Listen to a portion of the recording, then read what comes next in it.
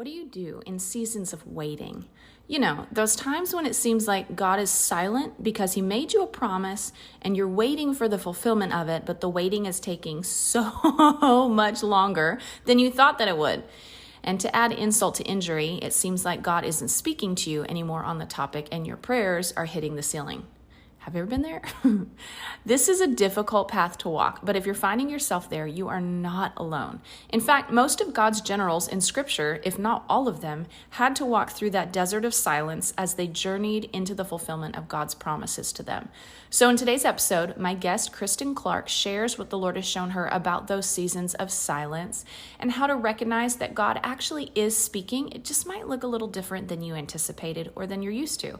If you find yourself in this place, today's episode is for you. Let's jump in. Hi, and you're listening to Java with Jen with your host, Jenna Lee Samuel.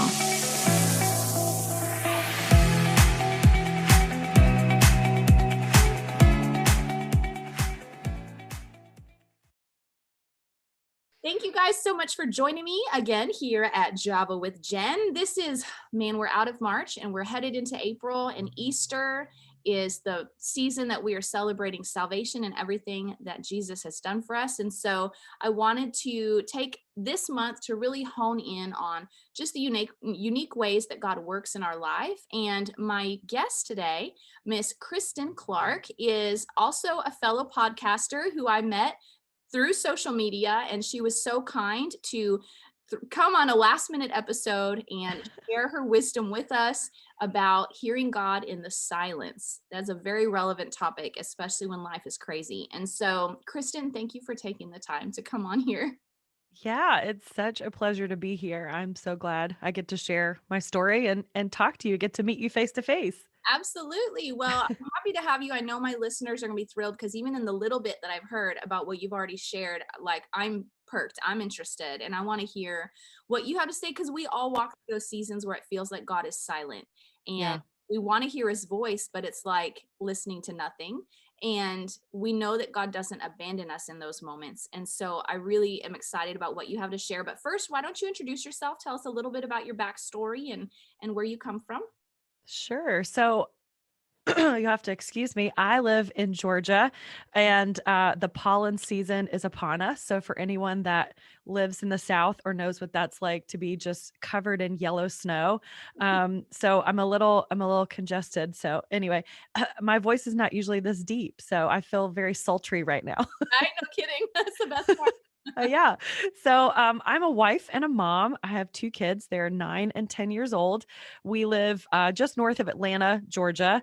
And I grew up in North Carolina and moved to Georgia, which is a little bit of part of my story that I'll share later. But I have been working in full-time children's ministry. Well, I'll say this. I've been working in full-time church ministry for about 16 years. And I just resigned last year to pursue seminary. And I have a podcast for kids called the Collide Kids Podcast. So working on that and just being a mom and enjoying this time just to kind of focus on my family. So it's a little weird. I feel a little out of like fish out of water Yeah. because I'm not working and I'm not at the church all the time. But it's been a good transition and I'm really thankful that God's provided so many different opportunities for me outside of that. So yeah, that's a little bit about me. That's so exciting. And I'm sure like if you have a kids podcast, like I'm already thinking, I'm like, oh, I could play that for the kids in the car. So how does that what kind of topics do you hit for kids? Yeah. So the premise is learning from different people's story, how their life and faith collide. Basically, pointing out to kids that our faith is worked out during the week, not just on Sundays. And so I get to talk to a lot of ministry leaders and worship leaders and things like that. But I've also been able to interview a firefighter and a jet pilot, an Olympic athlete, and different people like that work. I have a friend of mine recently that was he works in marketing and Broadway.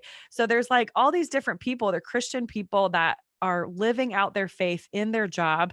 And so it's kind of a fun way for me to just ask the questions I want to know about what they do and how they do it, but also kind of giving kids an insight on that type of job and how they can still live out their purpose and follow God and have faith while they're doing the job that they're doing. So it's really interesting. I love it. I didn't expect to do it.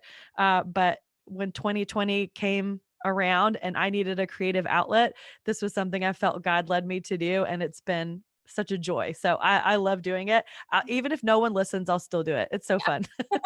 That's the best. That's when you're like, it takes the pressure off. That's right. So Exactly. what's the average age bracket that listens to your podcast? So the episodes are usually about 30 minutes long. I try to keep it really close to 30 minutes because so it's a little bit older elementary. I don't know. I think 5-year-olds could enjoy it, but probably the 6 to 12-year-olds, it's going to be more interesting for them. One thing when I was starting to kind of put this on paper and figure out what I was going to do, I was like, I don't know if kids are going to want to listen to me have a conversation with another adult. And then over the holidays on spending time with my family, I kept noticing that my kids would just sit down and listen to the adults talk. And when they do that, you're like, okay, go play, but they're interested in kind of those conversations. So I feel like it's been a good thing. But yeah, so I would say a little bit older elementary would probably pique their interest more, but the whole family could enjoy it together. It's a lot of fun. I love it. Okay, that's going to become a regular. I'm subscribing to your podcast and Yay. listen to it in the car. I love that. I love that because I have a son who's like a phenomenal guitarist, and so he's looking at the music life, which I'm like, okay, at least get a business degree, please. And then my other son wants to be a YouTuber, and he's on YouTube and he's building his channel. I'm like, okay, you get a business degree too, please. And then, Yeah. so it's like they're going these different directions, and so helping them see how they can use that to the glory of God would be a gift, Yeah. really a gift. Yeah.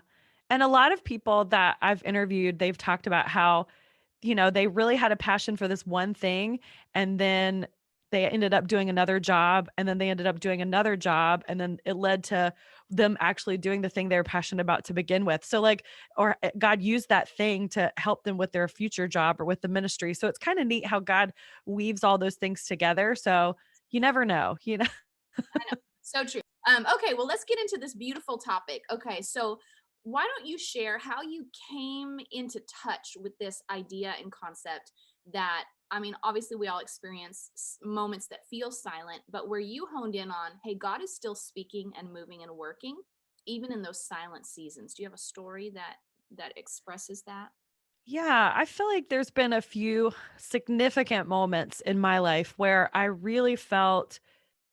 feel like God speaks to me every day in that I read his word, I spend time with him.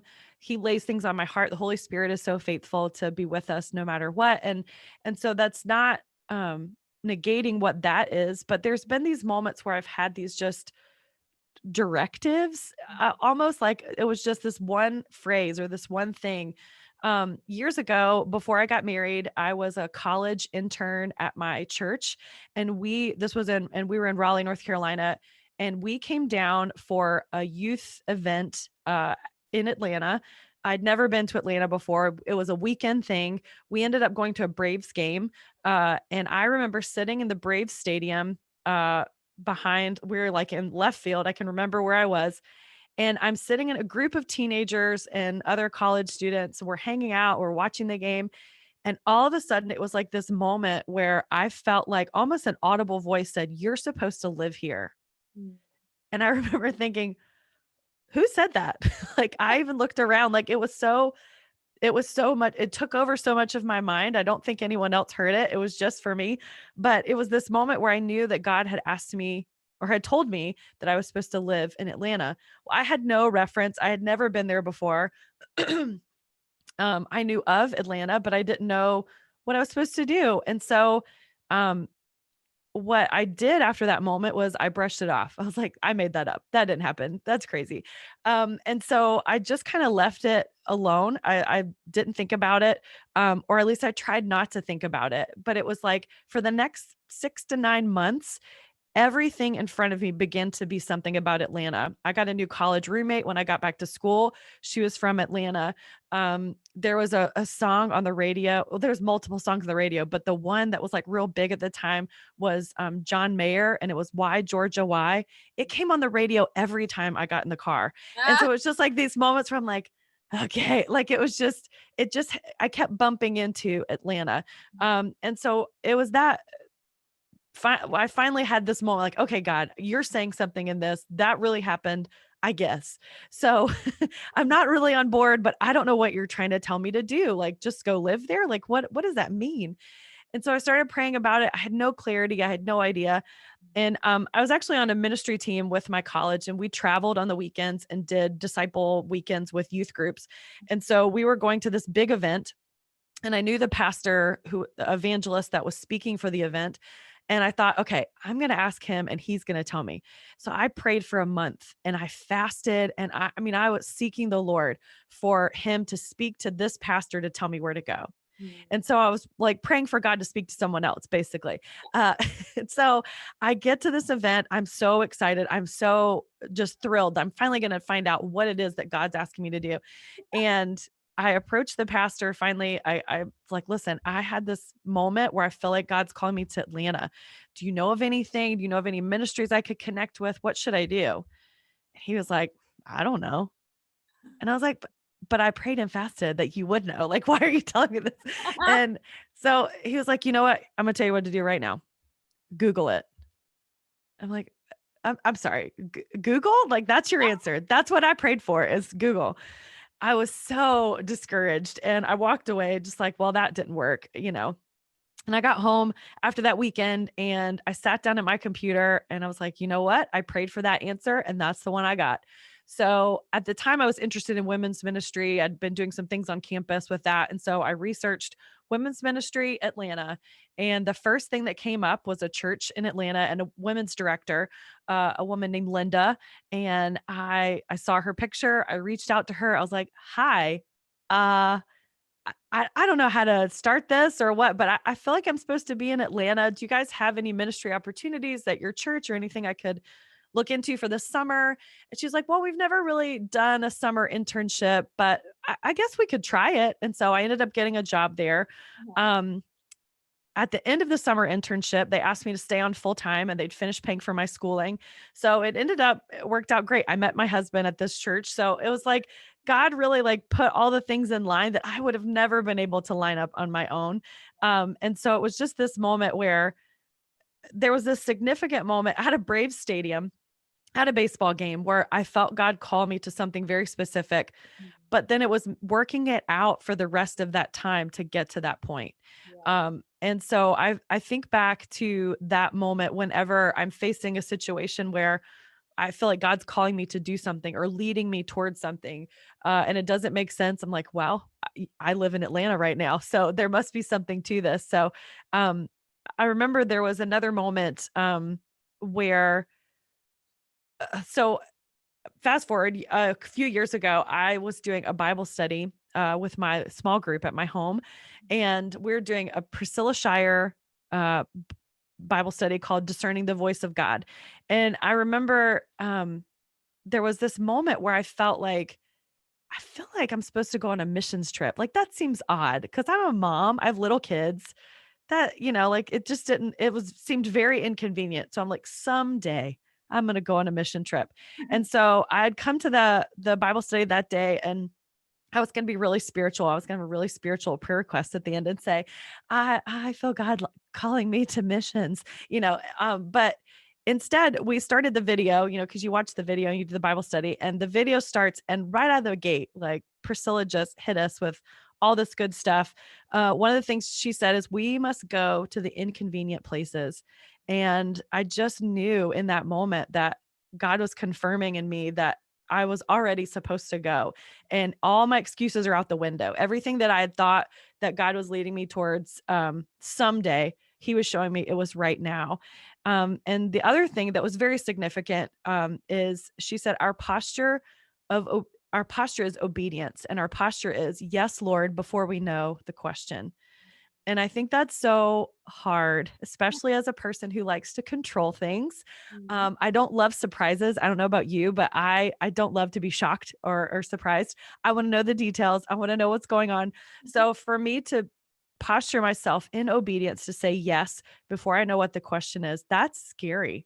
But it's the key to surrender. And we're not going to be able to live out our purposes if we're not already surrendered before the big things come. And so I feel like there was a moment about 6 months ago. We had a pastor from Ukraine and his wife. They came to our church. I sang a song with his wife in Russian for one of our services, which was really cool. And at the end of the service, he had said to me, "You need to come to Ukraine." And I thought, "Yeah, sure. Yeah." You know how you like, we're ministry people, very agreeable, like, "Oh, yes, absolutely. Oh, yeah." I'm thinking, I'm never going to Ukraine. Why did I say that? But then in this moment, I'm watching this Bible study and I remembered that moment and I realized that's what God was asking me to do. Um, so I caught up with another couple that was planning a trip that summer. And so I told them, I said, I feel like God's calling me to go on a mission trip to Ukraine. And they were like, great, we're so excited to have you. Um, so then a few weeks later in this Bible study, she was talking about being in God's presence and how important that was to take the time, to make the time to be in God's presence, not to tell him things, not to just get all the information you can, but just to be with him. And so I decided to set aside that time. I was actually driving in my car. I love to spend time with the Lord in my car because it's quiet. No one can ask me to do anything. I don't see all the chores around my house that I need to get done. And so I was in my car and I was worshiping the Lord. I was singing and I had this overwhelming um moment. That's the only way I can describe it. It was just I was overwhelmed with this idea that I was supposed to go to seminary. Mm. And I knew that that was from the Lord because I had no desire to go back to school. There was nothing in me that wanted to go back to school. Um, but I just felt like it's what I was supposed to do, and I couldn't understand or explain it. I got to the conference. I was volunteering at this conference, and I got there. I saw my friend, and I'm like, I think I'm supposed to go to seminary. And she was like, "Oh, wow." So we like, talked about it a little bit and that was it. I got to figure that out. And so I let my husband know, cause he was the one that when I told him I was going to go on this mission trip, he's like, "I think you should," which he's so cautious and careful. That's not like him to agree to stuff like this. So for him to say yes, that was a big confirmation for me. Yeah. Um, but then when I told him, I was like, I feel like God's calling me to go to seminary.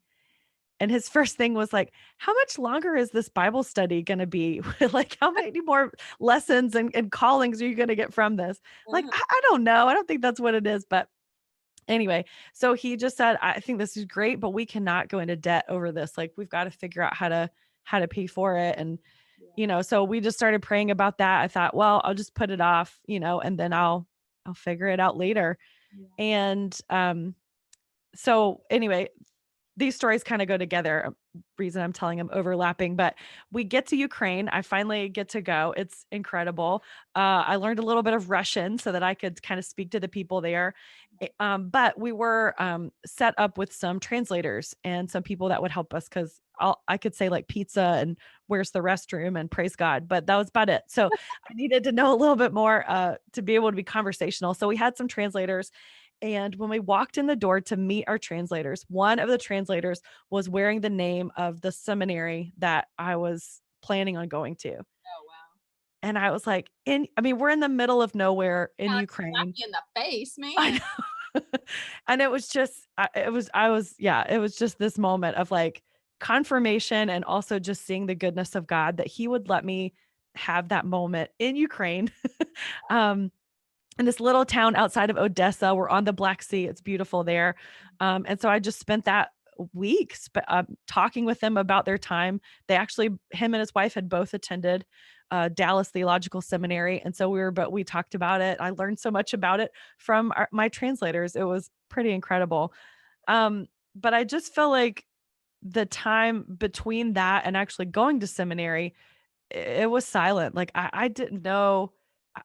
I think that was a confirmation of where to go, but then there's like but now what? Like how do I pay for this? How do we do this? Like when, so I was like, I don't know when I'll start. It'll probably be years from now. We've got to save some money. We've got to figure it out. And so anyway, I connected with a friend of mine. He's actually a friend of my mom's, and he said, I have a really good friend, lives in South Carolina, and he likes to help people in ministry. I'm going to connect you with him. Like, great.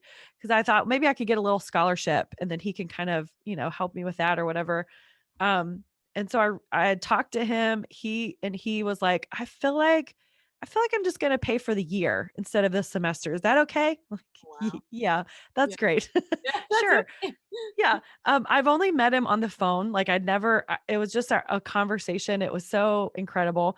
And so anyway, I got home and I talked to my husband. I'm like, I can start next month. I have all the resources to do it for the year. He's like, that's amazing. So I started seminary a couple years ago, so I'm still in it. I'm still amazed every time I get to do this. And then he actually reached out to me last year at the end of that first year, and he said, "I just feel like God wants me to pay for the rest of it, so I'm just paying for all of it. So whatever you need, this is covered." And I Wow. was just like, I still can't believe it, and I still can't believe it got to that point. But I Yeah. mean, these are amazing things that God did for me to confirm in my life, to show me. But it wasn't like these back-to-back moments. It was I had to work this out for weeks and months before I got to those points. And it reminds me of excuse me. It reminds me of the story of Abraham. I read a book years ago. It was like a historical fiction where they kind of wrote in the storyline of Sarah and Abraham. So it's biblical, but it's not like they kind of added it in to make it a good novel. But one of the things that really stood out to me was how Abraham was, um, he was called by God, and then there was just silence. Like, Mhm. it didn't say A lot of he years got of silence. yeah, it didn't say that he spoke to God every single day and that God returned and confirmed every day he was supposed to do this. It Mhm. was years, decades that he had just had this one moment of God and he acted out in faith based on that one moment. And so to me, I think what it highlights is there's way more significance in how we live out in the silence what God has called us to do. Are we willing to be obedient? Are we willing to pursue this like it's going to happen? Mhm. Or are we going to wait for this next confirmation, this next confirmation? It might take a while. And so we have to be willing to posture ourselves in obedience. And so anyway, that's part of my story. I feel like there's been other moments like that where God has done amazing things, but it's not the amazing things were not back to back, like when we tell our testimonies like this, there's these moments of silence we don't always get to talk about. Right. Well, and also like in Abraham's waiting, he hit a point of restlessness, which I can completely relate to because I feel like sometimes when we're waiting for promise, we have no idea what God's timeline is. And Right. and your faith can grow tired. Like the word says that hope deferred makes the heart sick. And so when your heart gets into sickness, sometimes we can start to try to put our hands on the promise and help it along. And Right. so that's how we ended up with Ishmael. That's right. But I love that even though Abraham got his hands on it, Ishmael came along, it didn't abort the promise. And Right. I think sometimes that, at least myself, I've found that I feel like if I make a mistake in the waiting, I'm going to screw up the promise coming to fruition. But I love that God just made the most of Ishmael, still made him Yeah. into a great nation as well. He still inherited some of the promise. And I mean, now granted, we have some conflict in the Middle East due to it, Right. but I just love that God still fulfilled that promise, and Abraham no doubt learned quite a bit along the way as well. Yeah. I think the silence, even though it's hard and even though it feels discouraging, that's where our faith gets cultivated. Like it's just like all the metaphors the Bible gives us about growth and harvest and sowing and reaping, all those things. There's time in between. Mm. And we are so our generation, our culture right now is very instantaneous. We want instant followers, we want instant growth, we want instant access. And those things are we sometimes have to wait for those things and we have to be faithful to God and still believe that what he said was true, even though it doesn't come. So here's a question I would ask that my listeners may be wondering. How do you know when you're in a season of silence and God is trying to speak to you? Um, I think it's a friend of mine said once, and I think she was quoting someone, so I don't want to say I don't know who said it, but it was do the last thing that God told you to do and just keep doing that. A lot of times we think, okay, I got to figure this out. I'm going to have to figure out how to speed this along. Like you said, we got to help the promise. We got to get it. God needs my help getting this done. And really it's just, he would just wants you to be faithful in the last thing he asked you to do. So whether that's changing diapers or that's reaching out to a friend, or it's just being faithful in serving in the way that God's called you to serve in your church, whatever that is, you just do the last thing that God told you to do. And then, like, Priscilla had encouraged us to do, to make time to be in God's presence, because that's where we get changed. That's where we get to commune and fellowship with God, and we get to see how he's working out things in our life more clearly when we're spending that time with him. Yeah, yeah, totally. So I do love that. I think that sometimes the reason we get restless and get our hands on it is because insecurity will start to creep up. Maybe not even insecurity in God, but insecurity in us. Like, did I hear God, or was I Yeah. mistaken? Is there something I'm supposed to be doing that I'm not doing? Or is there something I missed? Like, because we all intuitively know that obeying God and fulfilling the things God has in our life is a partnership. Like, there's his Right. grace, there's his enabling, there's his direction, but then there's our obedience, there's our growth, there's our dying to ourselves. There's like, it's such a rich partnership. And somehow intuitively we know the two work together. And I think the biggest question in the waiting is, what am I waiting for? Like, what are you doing in this waiting? And so we're looking for some purpose for it. And so did you find yourself asking those questions, or did the Lord speak to you anything about that? Yeah, well, I think one of the things that has stood out to me, especially in those moments, like when I felt God was calling me to Atlanta, the story of Adam and Eve, when Eve was tempted, what was the first thing the tempter said to her? Did God really say that? Mhm. And I think sometimes we begin to question God. Maybe we question ourselves too, but it's like, did he mean that? Is that what he meant when he said that? And so it's easy to fall back into that. And that's what that can lead us to getting off what we're supposed to be doing. But I think back to I heard the story of Mary. Recently I was in a Sunday school class and they were talking about how Mary pondered all these things in her heart. And as moms, I think we relate to that. When these beautiful moments happen in our lives with our kids and things like that, we just want to hold on to those moments. But if you look at the life of Mary, it's kind of lines up with what happened to Abraham.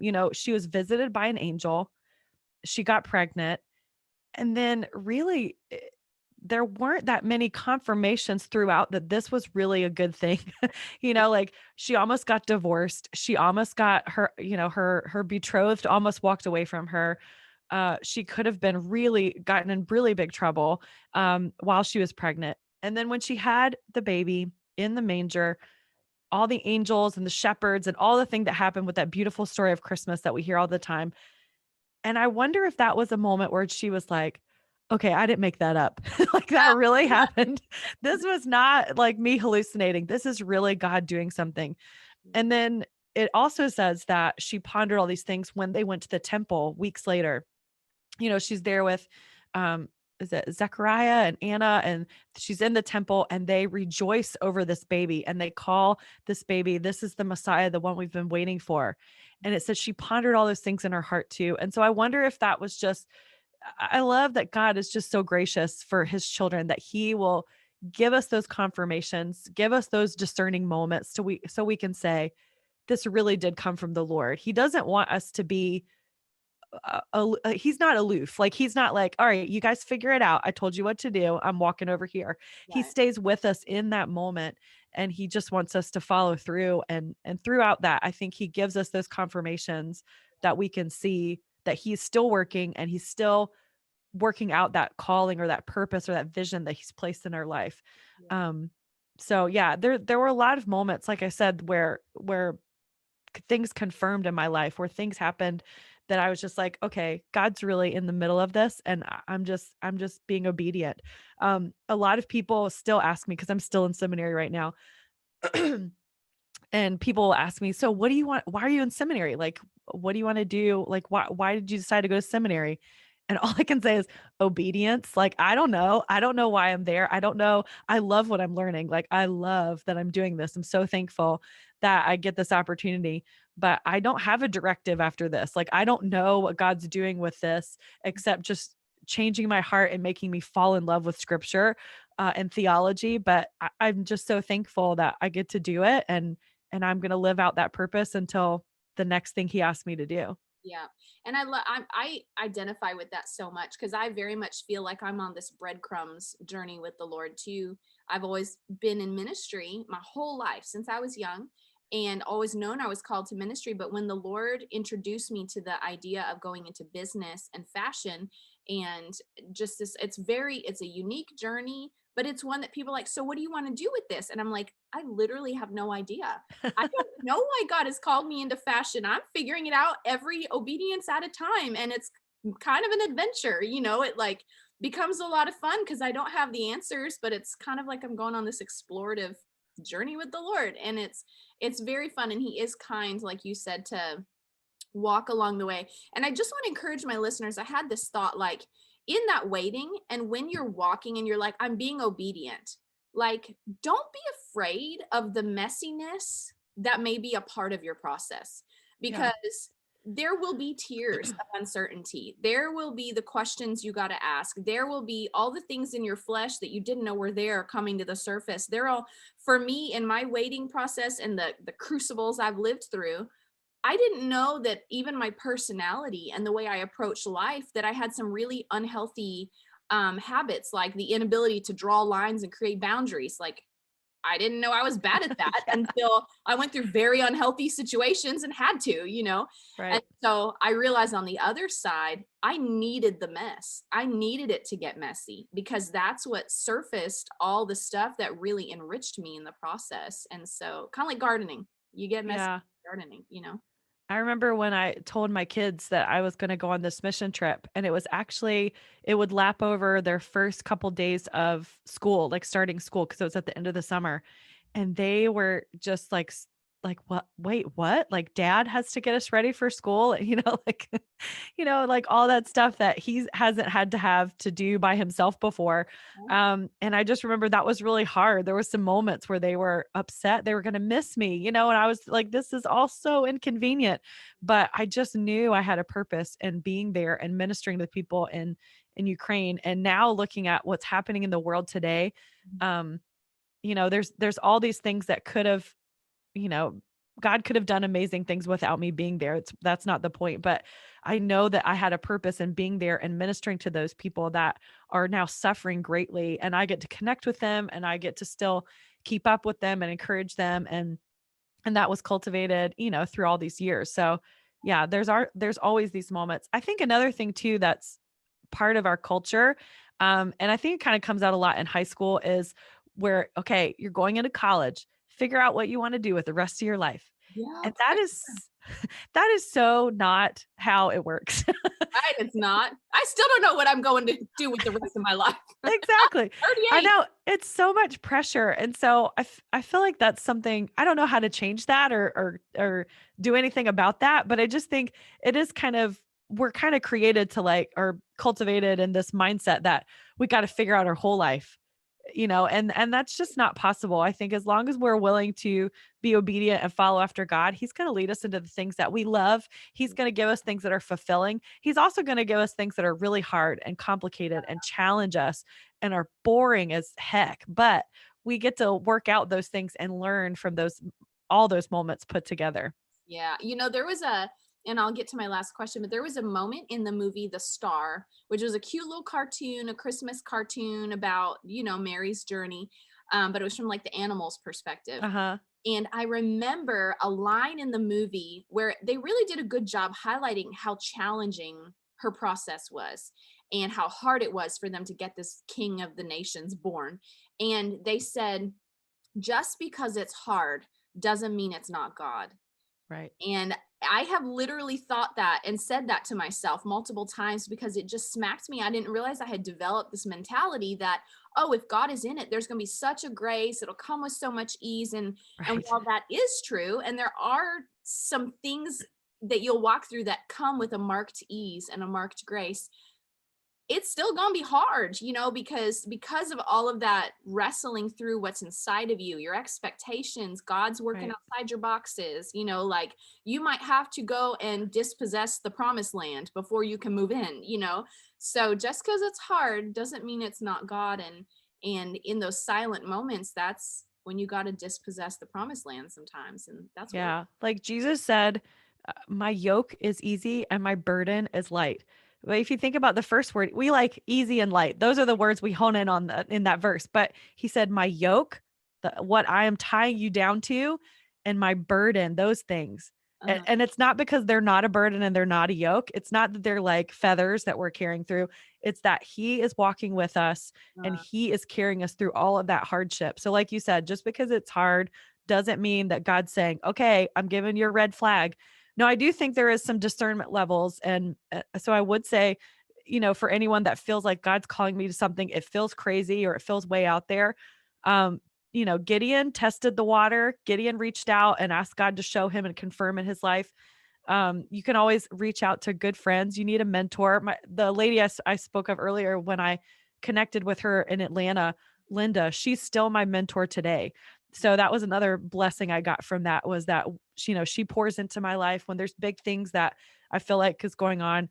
I always talk to my husband and I talk to Linda, and that's how I kind of figure out, if this is something that God's in the middle of. So finding those people that you can seek wise counsel, because I think that's important in all of that too. But just because it's hard doesn't mean that you got to stop. Yeah, exactly. I love that. Okay, so real quick, you mentioned how comparison of our callings can sometimes try to interject itself in that silent season, and it can kind of try to disrupt waiting with faith. And so speak to that. Yeah. Um, I think it's really easy, especially social media. And I know we say this all the time, to look at what God is doing in other people's lives. And we want that. Like, that looks great. They have such this huge platform, or they have all these followers, or they have all these wise words that they're able to say. But we don't always get to see the mess or the hardship or the yoke, the burden that got them to that point. So, I think it's really easy to look at that and to want what someone else has. And I'm not saying that from a perspective where, you guys, I don't do that anymore. I am totally content.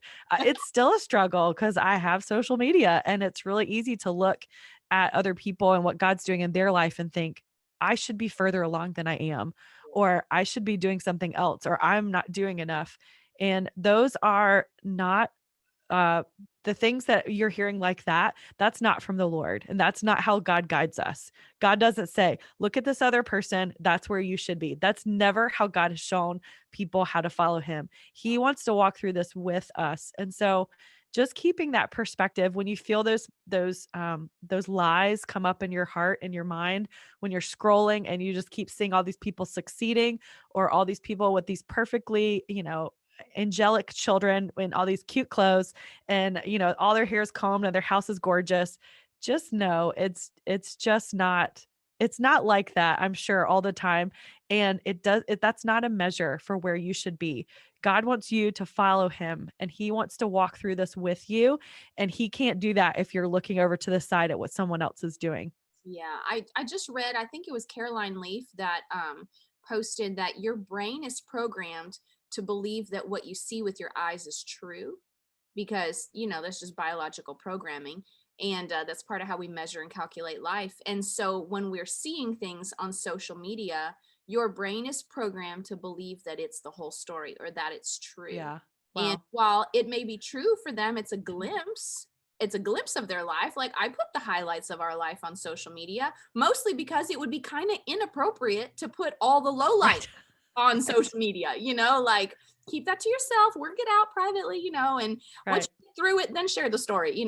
But anyways, and so the comparison thing is real. But one thing I started doing, especially working in fashion and having to subscribe to all these fashion bloggers and stuff, I started just saying, when I would see them succeeding and stuff, I just started saying, you know what, I'm happy for her. I am proud of her pursuing her calling. That is her calling, and that is not Yeah. my calling, and I'm not going to touch her calling, but I'm really proud of her. And so even doing that shifted my perspective from Yeah. to a place of abundance, because I could cheer for her, and it shifted my mind out of lack or defeat, and was able to help me distinguish, like, hey, we're each on a different path, and we each are going to do well, and we each are going to struggle, and it's okay, so Yeah. One of the girls I had on my podcast recently, her name's Kara Snyder, and she wrote a book for tweens called Anxiety Elephants. You guys should all get it. It's awesome. But she said one of the things that helps with people that are dealing with anxious thoughts is to switch to gratitude. Think of things that you're grateful for, and it actually turns off your brain from the anxiety, from the worry, from all that overtaking. So when you feel overwhelmed or you feel like a lot of these things are standing in front of you, just finding those things to be thankful for, that really changes your perspective. Like, yeah, they're succeeding, but look at how, all these things have worked out. Or I'm so thankful I've air in my lungs. I still have a purpose right now. So there's always something you can be grateful for. so good. That's super practical life hack right there, which, speaking of life hacks, she has a really fun practical life hack for us in our life hack section. But first, before we dive into that, how can my listeners connect with you? And if they love your content, want to hear more from you, how can they do that? Well, this is kind of odd for me because I'm usually the interviewer. I'm not the interviewee. So, but I have a podcast called the Collide Kids Podcast. If you look it up, it's like coral color with neon green glasses. So if you see that, you're in the right place. And I'm on Instagram. I'm on Facebook. The Collide Kids Pod is my handle for the Instagram. And then you can find me, Christen Clark, Christen. All Kristen spell it different. But you can find me on Instagram there and check out all that stuff. But and then I also have a website, collidekidspodcast.com. So yeah, definitely tune in. If you have kids or if you don't have kids, there might be a person that I've had on the show that might be of interest to you. There's been so many cool opportunities for me to talk to people. So yeah, anybody can listen. That's so great. I love it. Well, thank you for doing that. And I will throw those links. You can send them to me and I'll throw them in the show notes so people can Okay. easily. But you guys don't go anywhere, because Kristen has a really cool life hack for us coming right up.